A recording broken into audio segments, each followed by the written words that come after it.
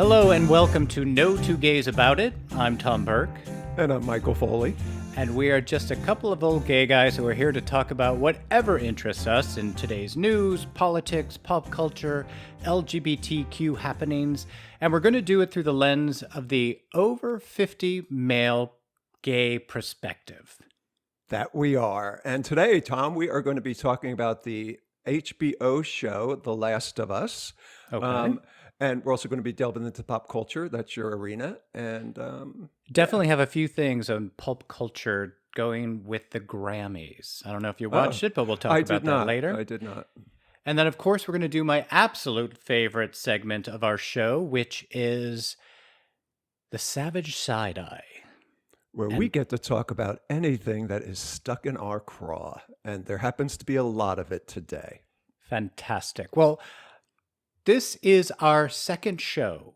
Very exciting to start our second show. However, we started it off with a little controversy, a little something happening. I got this call about a half hour ago from our producer, Jessica, this absolutely fabulously lovely woman, 30-ish, and she was extremely angry.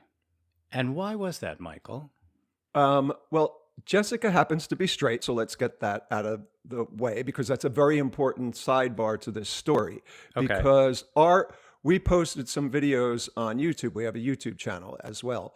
And YouTube shut us down because of our content, which basically means that some troll out there complained that there's a gay podcast, and YouTube shut us down without any recourse at this particular moment. So we're dark on YouTube. You know, what was pretty funny to me was the anger in Jessica's voice. And I was just like, like, yeah, well, welcome to our world. And as you know, I run a Facebook page, and it's very heavily trafficked. I get like 1 million people a month coming to the page, and I've been shut down. I can't even count anymore how many times on Facebook because of that exact reason. Somebody comes because they don't like the content. There's nothing off color or untoward about the page. It's about LGBTQ politics with some humor injected. But again, you have no recourse, and these people are attempting to silence us. And it was it was actually so great to experience Jessica's anger about this. Well, let's bring Jessica in on this. Jessica, you're out there, right? You can hear us. Hi. First time caller, long time listener. Hello, Jessica. Did you mention that I'm also your producer? Well, no, I said you are our producer. Oh, did you say that? Okay. Yeah. Right. You're not just this random straight woman we just happened to grab off the street. Well, and it's really funny that you say straight too, Michael, because I have a friend who's bi, and every now and then she goes, Jessica, you're queer. I'm like, here's the thing. I would definitely kiss a girl. I'm like a boob lesbian. I just want to touch the boobs, but I don't want to see what's below. But let's just put it this way. I've never had to receive discrimination for wanting to kiss a girl. Except for when I was in high school, someone thought I was a lesbian and then made fun of me. And then that was really hard. And I wasn't even a lesbian. You know what I mean? Like, it was just like a thing to be called. I don't know if I'm explaining myself well. Yes, you're right to say I'm straight because that's how I face the world. So, Jessica, explain to us what happened. Because you were the one who, you're our producer. You put these clips up on YouTube, and you're the one who found out about this. So what actually happened? Well, so to exactly Michael's credit, he is running the Facebook. He's helping me a lot on the input of like how we want to have a social media presence. And for me, the one thing I'm able to do is find our funny moments and put those in 1-minute YouTube shorts, because if you know a little bit about social media right now, that's a really smart place to put your content. I'm not a huge personal fan of TikTok, though it is a smart place to also, proliferate your stuff. But YouTube's answer to TikTok is shorts. So reminding people this is the second episode. We only have one not public episode of the podcast up. And so if you're a Patreon member, you get access to your pretty punums, and otherwise you don't. But if you're not a Patreon member, you can get these clips. And so I'm really good at hashtags and like titles. And so you guys had this really riveting conversation about the misinformation when it comes to what people think grooming is, and how people think of drag brunches as dangerous to children. And Tom, you shared a very poignant, I thought, story about how, well, if that's grooming, then what did my mom do to me when I was 9 to bring me to one of those nightclubs with the showgirls, essentially? Right. Within an hour of posting that clip, that was amazing, riveting, and funny, we had like 3 comments on it with people using puking emojis. And then we actually had like this lovely commenter who was what came to bat for us. What was his name? He's Clark Potter on YouTube. So thank you for that, Clark Potter. He's like, hey, well, why is this on your feed? Like, you can tell us what it is. Like, he handled it with a lot of Yeah, I agree. I grace. thought that was great. So again, Yeah, I have thank you, those folks on. Clark. Yeah, I have those folks Right. on Facebook who will come to bat for you quicker than actually you respond, which always just amazes me and warms my heart. I'm telling you, I posted this at midnight 2 nights ago. Midnight, and within an hour, there was 1,800 likes, or not likes, views, which is again why you focus on YouTube Shorts right now, because it's pushing it on its platform. Okay, Anyway, so long what story happened? short. Yeah, Long what story happened? short. I wake up this morning wanting to see if we have another 1,000 views or whatever, because I'm your producer. Right. The account is fucking gone. Mm. The count is, I was like, well, why? That's so weird. I can't access it from my personal YouTube. So I went to go to your YouTube because I have access to the website, or, the email, and it says it's been taken down. Now, here's the thing that's really interesting. Now, immediately, you guys, I know that this is a hate attack immediately. I know that this was happening on Twitch a lot. So Twitch is, if you're not familiar with it, and I say this mostly for the audience, it's a place where you can have your own live stream channel, and they were having hate raids. So if you had LGBTQ on your findable things, or if you were a person of color, you were getting hate raids, and Twitch didn't know how to handle it. So it was on my radar that these kind of things and mass attack happen. However, the reason you guys were shut down, what our policy says, this is the guideline that you violated: spams, scams, or commercially deceptive content. Not even inappropriate or like, so here's the thing. I've also been harassed on the internet as well. And the advice I've received in order to get someone to stop doing that or deplatform them is you can't have one person complain. You have to have 75 people complain at one time, and then all of a sudden Twitter goes, oh, well, this is probably bad. So somewhere on the internet, quietly, someone said, this is the account we're attacking today. And That's exactly how it works. Yeah. And I'm so fucking mad, you guys. But it's easier to shut down someone for spam, because then YouTube doesn't have to do their own homework. They just lock you down immediately, and then you have the right to, sort of go to an appeals and take care of it, because Facebook runs the same way. Because if you say offensive content, that's subjective. So it's easier to get somebody shut down for spam. But Which tell is me why tell me where the spam is in two clips that here's are normal. Jessica, here's the reality. Welcome to the LGBTQ plus and any other minority community who has been dealing with this our entire lives, that there is no sense to it, Jessica, and you're attempting to find some. Oh, I don't know that I am. I understand that this is just hate. I do understand it. I think I'm just so mad that they couldn't even use common sense and go, well, that's interesting. Gays are in the the title. No, here's what you have to remember. There's an algorithm that's deciding this beforehand. Before you go to the appeals, it's an algorithm. So I do understand that. Okay, actually. basically a bot shut us down, right? So now you're going to appeal, and more than likely we'll be back on YouTube. We already did. We are going for it. Okay. So, but again, your anger is something we've been dealing with our whole life. And I'm going to tell you what you can do with that anger. Turn it around and realize that you made an impact. Those videos pissed somebody off enough and brought out the hate in them, which honestly, to me, that says we're on the right track. I do see that, and honestly, they actually did us a favor because boy, am I gonna just go for it. I think Good. you know what I mean. Like, but I also, just to be fair, and I think you're right to point this out, Tom and Michael, that like, it's kind of refreshing and funny and sad that I have to experience this anger for the first time because this is something you constantly live with, Yeah. and I'm not saying I'm some sheltered person and unaware of that this is the experience, but even as we've been working on this project together, personally to myself, I've been thinking like, wow, I just hate that just by existing, they are persecuted. Just they have to constantly assert their right to be alive. And the more we speak out, the quieter their voice becomes, and that's why we can never stop talking.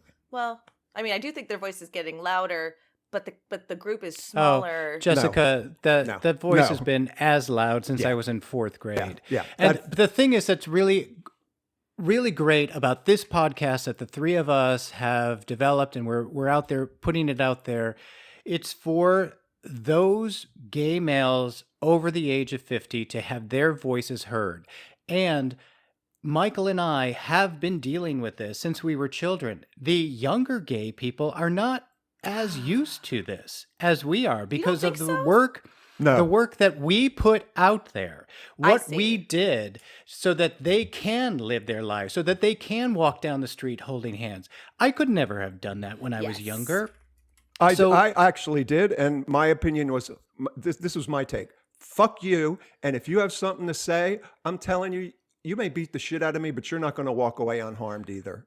Right. I get that. But I'm just saying that the younger gays of today, their world is so much more open, and they don't have to hear these voices that we've been hearing our entire lives. They don't have to go to battle as much as we battled all the way to where we are today, which is why No Two Gays About It is a perfect podcast to get the voice of the mature, over 50-year-old gay male voice to join the conversation, because there are other men out there who are listening today who have been through this crap over and over and over and over. And that's why when you called me, Jessica, I was like, okay, yeah, so what? I wanted you guys to be so mad with me. But again, I understand your why anger, your anger is actually a really good thing, because you experience something that we've lived with our entire lives, and you've seen something from a perspective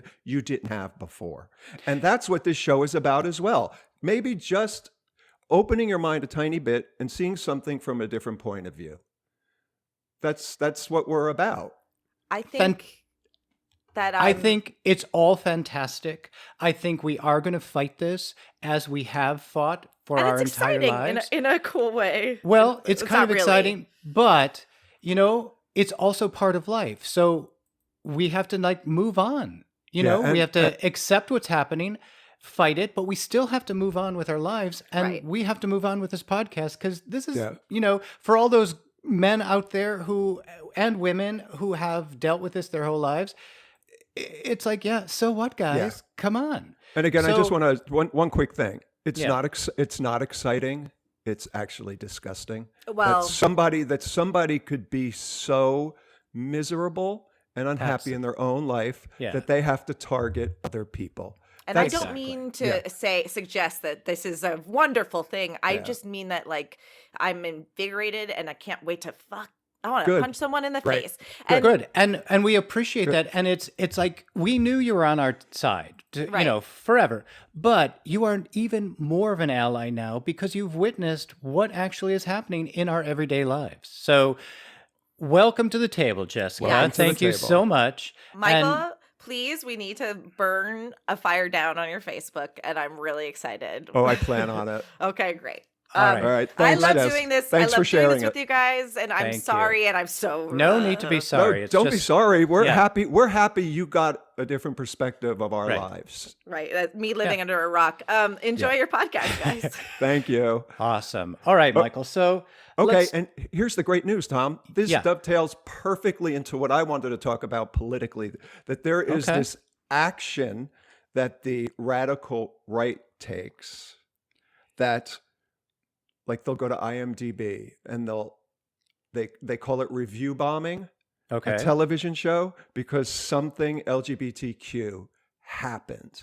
And I don't know if you've watched it yet. I know I recommended it to you, but the HBO show, The Last of Us, Right.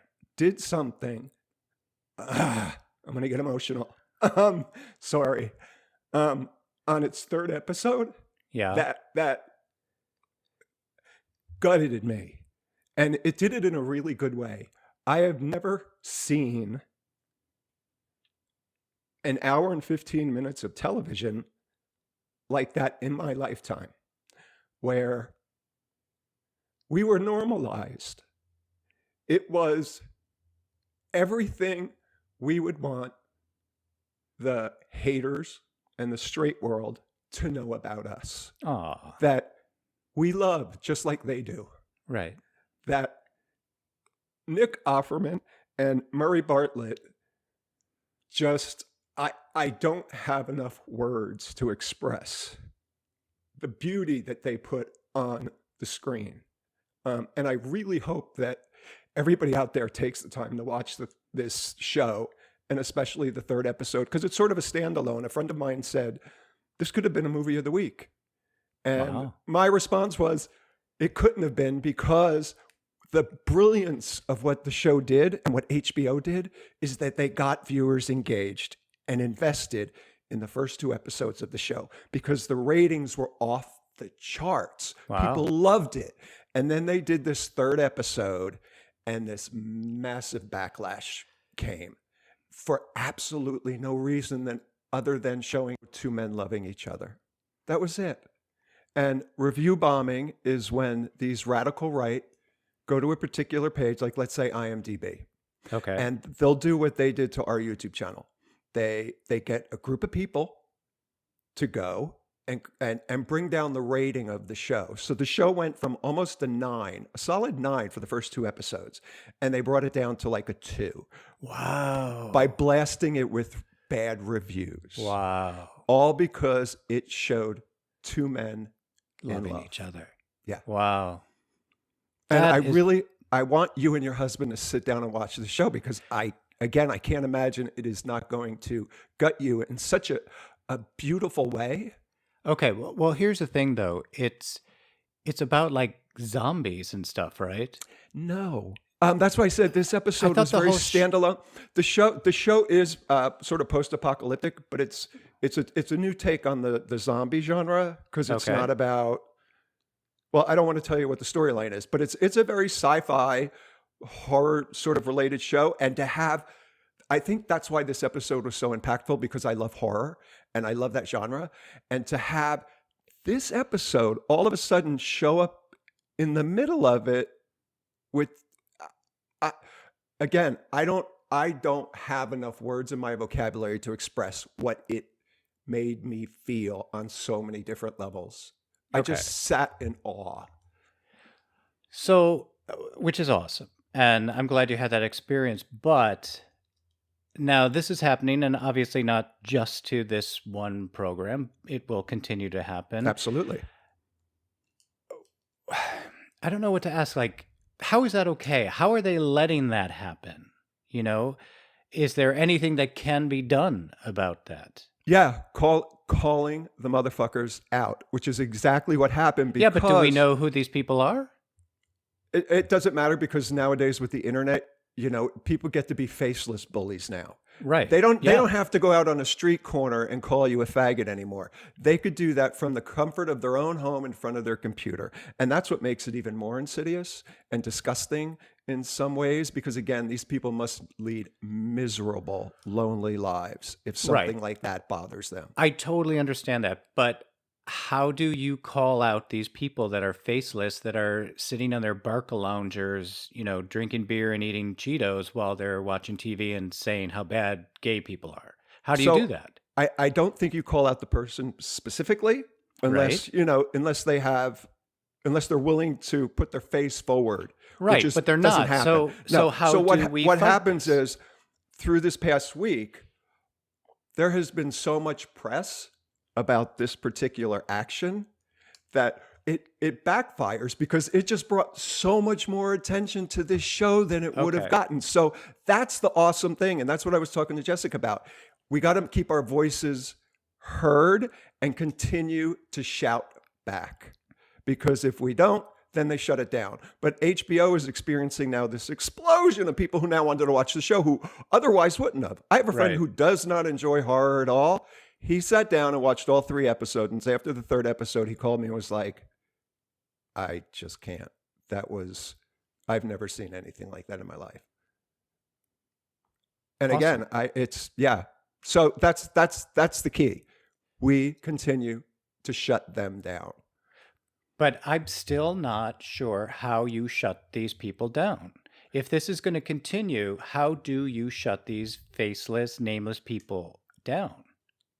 By embarrassing them, by making But them. if, but because- how?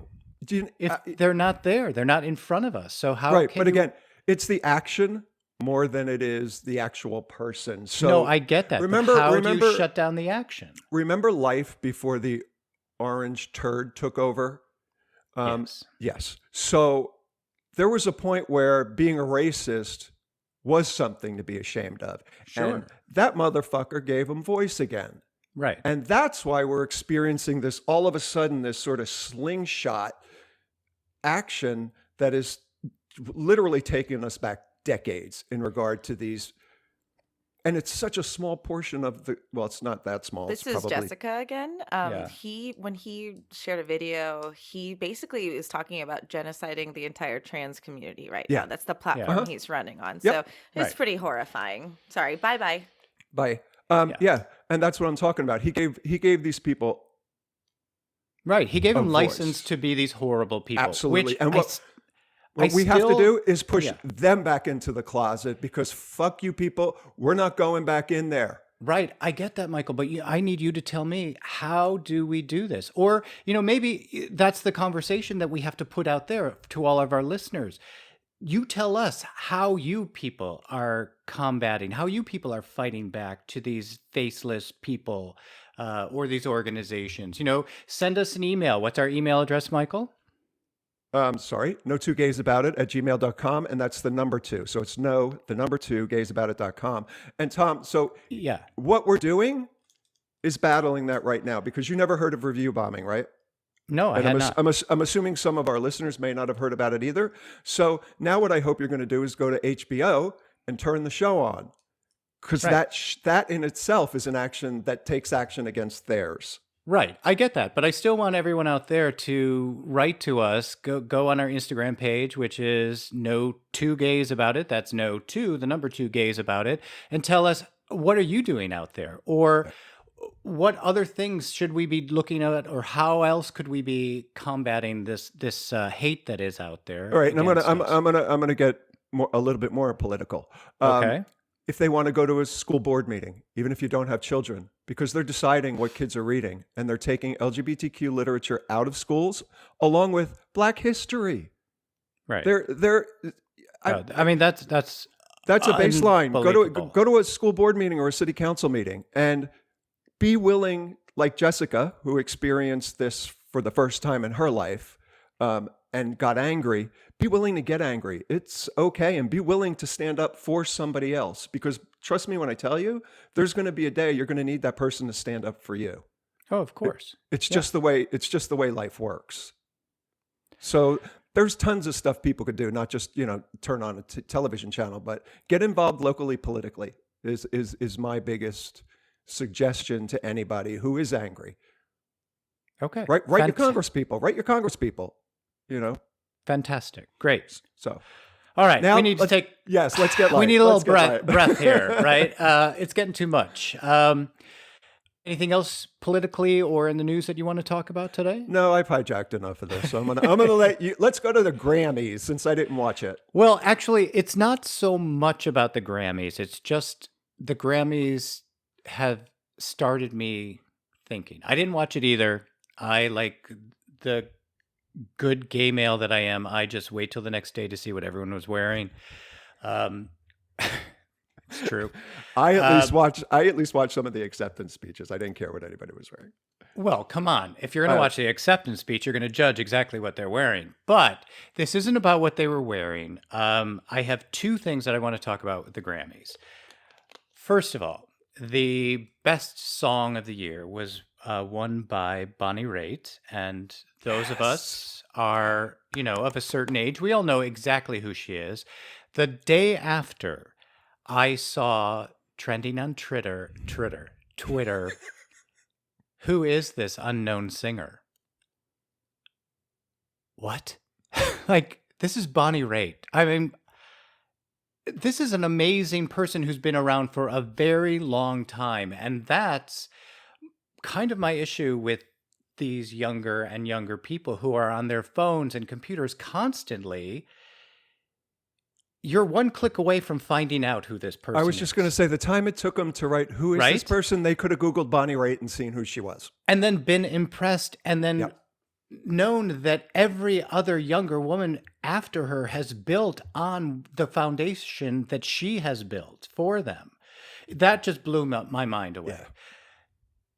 But the main thing I want to talk about the Grammys, and I feel bad about this in a way, because I'm about to talk about a huge gay icon, Madonna. Did you see Madonna? I'm Okay. not answering this question on the grounds I'm going to say something that the Okay. homosexuals will take offense to. Right. And here's the thing. I had the fortune of working with Madonna twice on one of her videos and in a film that she was in. I got to hang with her a lot. My friend, when I first moved to New York, was a coat check girl at the Russian Tea Room with Madonna. Mm-hmm. So I knew her even before she was anybody. And then, in my New York A-list life, I hung with her a number of times. Madonna is Madonna. I mean, come on. This woman, talk about building a foundation for the women who follow you. Taylor Swift and Adele and Beyonce could not be who they are without Madonna and what she did out there. I am not a humongous music fan.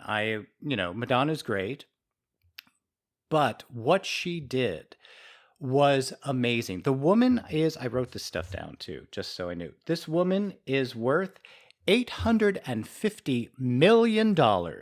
She is still the highest grossing female touring musical artist.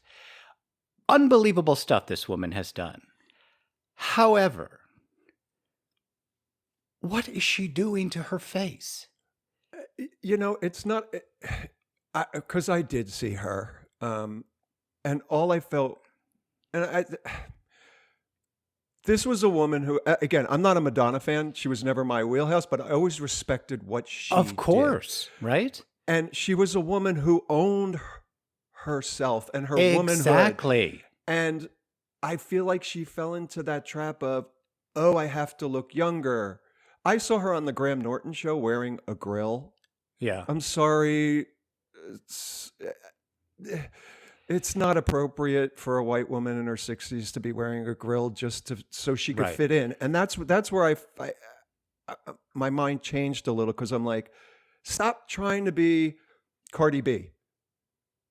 Be you. Because That's who the you thing. are was fucking amazing. And again, I'm not a fan. Amazing. I'm not a fan. I have the utmost respect for her as an artist. But her music is just, I like some of it, but I wouldn't go out of my way to buy a Madonna record. It's the fact that we have to respect her for being who she was. She was a big fuck you to everybody. Absolutely. Who said no to her, who said, you can't do this, you can't sing well, you can't whatever. She kept breaking down those walls of no's. And that's what, it just makes me a little sad that she's not embracing who she is now. She's freaking Madonna, worth $850 million. Be you. Show the younger women that not only did you break through all these walls and build this foundation for them, but that you can just own everything about who she is today. Including your age. Exactly. Because actually, on this episode of Graham Norton, Ian McKellen was on it. Yeah. And he kept mentioning how excited he was to be having his birthday coming up. It was I want to say it was his 80th birthday coming up, but it was a big one. I'm pretty sure it was 80. Right. And she kept saying, "Stop saying that." Like every time he said, "I'm going to be 80," she was like, "Stop saying that." And he's like, "Why? Why would I stop saying I'm 80? You know what it takes to get to be fucking 80? Right. And I'm going to be ashamed of it." And that's what it feels like. She's ashamed of aging. And granted, we don't know what goes on in her head. Exactly. But from sitting back and again, I'm not a Madonna fan, so I'm looking at it from a different perspective. But embrace your age. Show young women it's okay to age without Botox and filler. Right. That's my entire thing is she was so proud of who she was. And I totally get the whole aging thing and having a hard time, especially when your whole life was built on, being this face and this body and letting go of that. But oh my God, it just made me a little bit sad. And I know that there are so many rabid Madonna fans in the gay world out there, especially of our age group, because we were the age group of the Madonna fan. Absolutely. Again, I too was not the biggest Madonna fan out there, but I know we're going to hear from a lot of people, but it's not that we don't respect her or everything that she's done. It's just making us a little bit sad as we're on our aging process. And I am doing. And what's ironic is she always talked about not being a sellout. And from a perspective that I'm sitting at now, again, not a Madonna fan, I feel like she kind of is.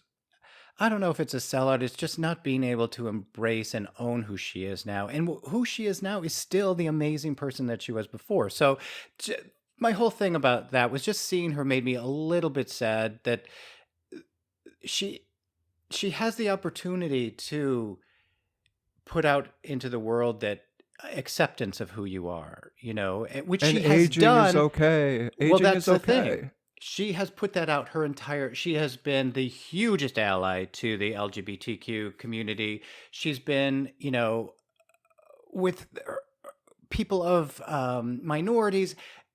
I just want her to also put out there, like, look, it's okay to be you. But now here's another thing, because I'm going to keep ranting about this woman. I apologize. But so she's having this big tour, her final tour, or maybe it's not her final, but it's like the Cher thing that goes on forever. But, and also Beyonce is doing a tour, and the ticket prices for, again, did a little research there. There are scalpers who are asking for $15,000 for a ticket, but just to go to a site, Vancouver, row 11, $4,000. Denver, row 11, $3,500. Chicago, row 11, $2,600. Montreal, not so much, but I think that might be in Canadian dollars. The woman's worth $850 million. Do you really have to charge? I get the whole money thing, but also if you think about it, like I said earlier, our age group is one of her biggest, fan bases. Also, when we were in the 80s at our age, she also had the huge fan base of young girls. So she's talking about these older gay guys who are now all on, kind of restricting their income because most of them are like retiring. And those teenage girls are now like middle-aged ladies with kids in college. Do they all really have that much money to be spending to go see Madonna one last time? It just bothers me. Same thing with Beyonce, who's also a billionaire. Yeah. Do you really need to charge that much money? I mean, how much money do people need? I kind of feel the same way. I've had this bug up my ass for a long time, since Barbara, who I'm also not a huge fan of. I know, take my gay card. Take my gay card, please. Well, they're going to take our show away from us. Who cares about the YouTube thing? My love for Barry Manilow eclipses all of that. So I'm bringing him into every show. I'm telling you right now. Somehow I'm working him in. But I thought that when Streisand toured, after all of these years, I'm like, really? $8,000 for a ticket? Right. And that's not even a scalper price. What are they thinking? But you know what's sad? They'll get it. They will, but people So are as long going as to they could be get it, why, they're not going to change anything. But it would be lovely because there are artists out there who yeah, keep their ticket prices low, right. specifically so their real fans could come and see them. And I think that's awesome. And if your real fans are on a fixed income or they are putting their kids through college, come on. They bought all your albums in the 80s and 90s. And, give them a little break. Yeah. Not that I'm not going to go to a concert, but just Melissa Etheridge actually does that. She buys Yeah. she herself buys the first 10 rows and then keeps them for people who are in her fan club. right. That's it. If you're in Melissa Etheridge's fan club and you want a ticket, you're going to get a ticket in that first 10 rows for the face value of the ticket.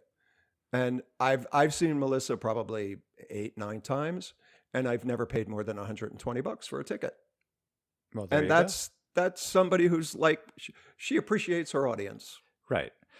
Not saying that these other artists don't appreciate their audiences. I was just like, I just don't know about these prices. But okay, enough ragging on these people. I do want all of you listeners out there to know that we both really do respect Madonna and everything that she has brought to us over these years, and just want her to continue that, standing and owning who she is, because she's such an amazing woman. All right. Anything else that we should hit on today? Got any? I feel like we've whined and bitched enough. Well, How about I don't you? think I don't think I've, we still have the savage side. yeah, I don't think I've bitched enough yet, because we haven't gotten to my favorite segment, the Savage Side Eye. We need a drum roll or something for that. Can you work on that for us, Jessica? We need a drum roll. I don't think we need a drum roll. So, do you have something that you would like to shove into our Savage Side Eye segment? You know what? I'm gonna balk at this one, and I'm gonna leave it on the people who are their lives are so empty and miserable that they feel that they have to target anything LGBTQ and try to step on other people's happiness, or at least attempt to live a loving life. That's Right. that's where I'm going to leave that. And you, Aw. did you just say "aw"? I did said I was like, oh, that's awesome, but also cheap way out, because You I'm know gonna what? be It wasn't cheap because I do really. As angry as I get and as upset as I get sometimes, I also realize that their lives have got to be. There's got to be a huge amount of hurt, and you have to wonder what happened. right. So I do try to have compassion as well. I think it helps in understanding. Right. Um, I remember being a kid and someone saying to me that hurt people hurt people. it's so true. And so when someone does hurt your feelings or does something against you, you have to take that moment and try to think like, okay, well, what's going on with them? Yeah. Even though you're hurt, and you have to take that moment of feeling your own pain, but then step back and see, okay, well, what's going on with you? Yeah, because that takes a lot of work, and I definitely want to touch on that in one of our next shows. Is that growing process, and the scars that our generation carries in our community, because we had to hide who we were for the first 20% of our 30% of our lives. Right. So Yeah. there's a lot of healing that needs to happen, not only on their end but our end as well. I mean, it's a good road to wander down. Okay. I'd be more than happy to wander down that road with you one day. It'd be awesome. Because I have some stories. So But until then, it's time for my Savage Side Eye, which, okay, I'm a little nervous about this as well. Yeah. Ooh. So, you know me, Michael. I'm a Yes. really nice person, basically. No, I am. I'm glad you really are. I am a you- nice person. You're one of the most giving, loving you. people I've ever met. Right. I was very fortunate. My parents taught me about philanthropy, about the importance of giving back from the time I was a kid, and I have always believed in that. I have had a very charmed life, and I have always felt that I need to be doing something to give back or to help the community or to whatever. And I am woke a bit. Um, I believe in, there are a lot of hurtful words out there that we should not be saying, mainly because, you and I, as we talked in the very beginning, we have had these words slung at us since we were children. And so I know how devastating words can be, and that it is important to be woke to a point and use the right words for the right people. However, as a person of my age, I'm kind of thinking that there are a lot of people out there taking this wokeness really far.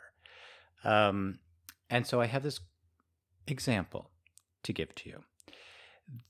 This is from a company who sent out this to all of their employees because they want to stop using violent language in the workplace.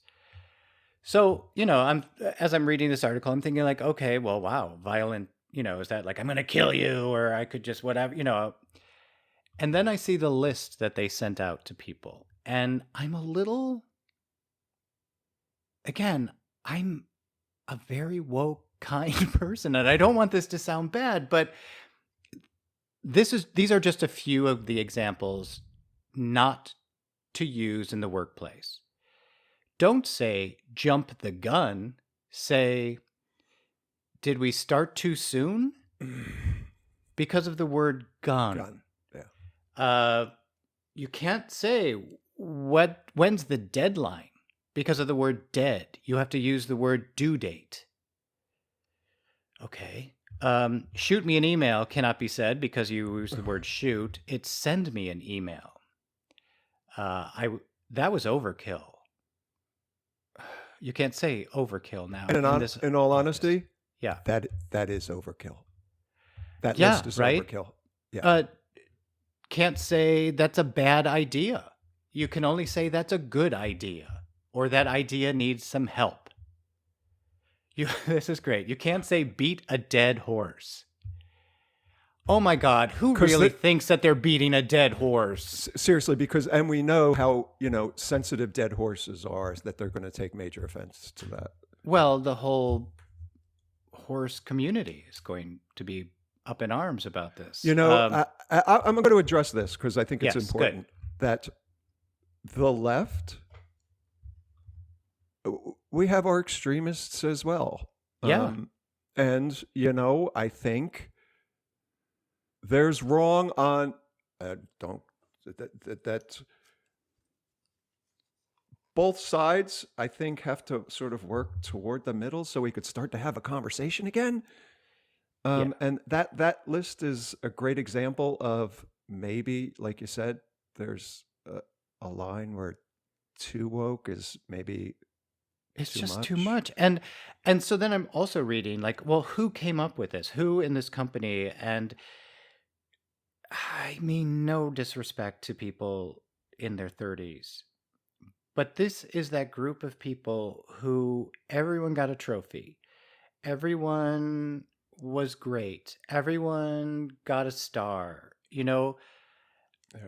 We didn't grow up that way. No, and in all honesty, when you play a game, there's a winner and a loser. That's the way it's set up. Not everybody wins, and not everybody should get a trophy because it sets you up for some major disappointment later in life. And it sets you up to become this person who's putting this out into a company saying, you can't say kill two birds with one stone because you're killing birds. You have to say... Is that really on the list? Yes. And instead of saying that, you have to say, that'll feed two birds with one scone. Oh my God, come on. Wow. Like, again, I know this is for someone my age because I didn't get a trophy for everything, even though I won every game I was ever in. But I wasn't one of that group of people that everything you did was great and everybody gets a, I think maybe also because of the way, when we were raised and we were hiding who we actually were and we were having things hurled at us, thoughts, words, that we became tougher, maybe. I don't know what it is, but I just think you're right. Both sides have an extreme that we have to just kind of bring Yeah. closer back to the center so that we can start having these conversations again. And We someone of our generation very well may have written that. No, they Who? didn't. It was someone in their 30s. Oh, okay. So I take Yeah. that back. But it's not like it couldn't happen Oh, because no, we. definitely. Yeah, No, definitely. Yeah. yeah. Because I think that's a knee-jerk reaction to the lives we lived, is to all of a sudden tell everybody that's wrong. You can't say that anymore. That's wrong. You can't say that anymore. As opposed to, they're killing two birds with one stone. Really, you have to take that out. You have to take that out of our vernacular, or I Right. mean, that seems so. There are so many bigger issues that you really could That's be confronting, that's the thing. Like and you're that's working in that's the a hill you want to die company. on. That's the hill you want to die on. There's no two Yeah. birds with one stone, really. Well, it's definitely not Yeah. the hill that I want to die on. Even though, I'm very happy you brought that, because that's just jaw dropping to me. And it was, I like to learn at least one new thing every day, and that one's pretty crazy. well, I like to think that we do need to start bringing more people to the center so that we can have conversations, which again is what No Two Gays is all about. Uh, to bring people to the conversation, to bring our voice, the over 50 gay male man's voice to the conversation, to bring our years of experience to the conversation. And as I had mentioned earlier, we do want to hear from all of you people out there to let us know what you're talking about. What are the conversations you'd like us to have, or what conversations would you like to have with us? And of course, how are you fighting this faceless person who is sending all this crap out there on the internet? You can find us on Instagram at No Two Gays About It. You can email us at, is it information at no2gaysabout.com? No.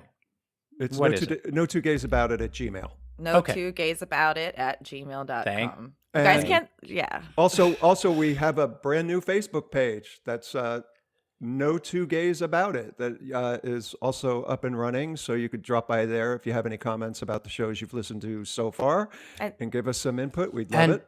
and don't something I forget, forgot to mention and give you the wording for is that we have yeah, a Patreon.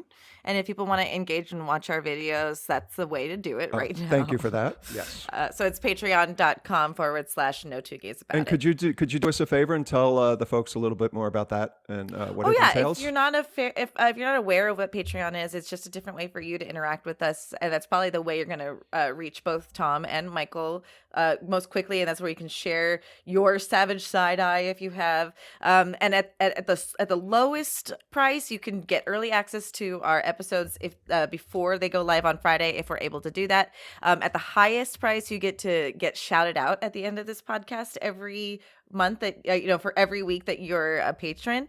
And you can also get exclusive access to their punums. awesome. So get in touch with us, and really do want to thank you all for joining us today. Thank you for putting up with us as we're fighting our fight against YouTube and talking all about these. Tell me what they're called again. Bombers. What are they? Review bombers. Review bombers. How we've got to combat those review bombers out there.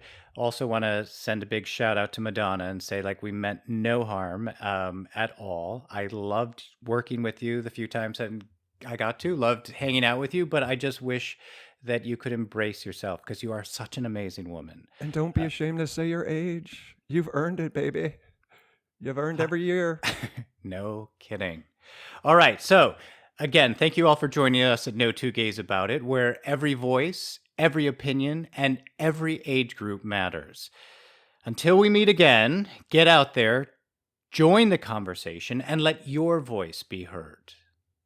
Thank you, Until then, Tom. Michael, Thank you so much. It's been thank fun you. again. And thank you, Jessica, for chiming in and getting so angry to help us fight our fight. Thanks, Jess. Thank you. Bye.